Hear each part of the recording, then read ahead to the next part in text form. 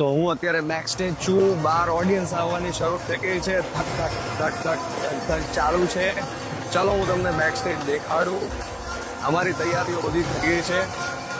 Super excited. મુંબઈમાં ગઈ વખતે એક શો હતો, આ વખતે 2 શો છે, બંને સોલ્ડ આઉટ શો. અરે મુંબઈ, મારા મુંબઈયા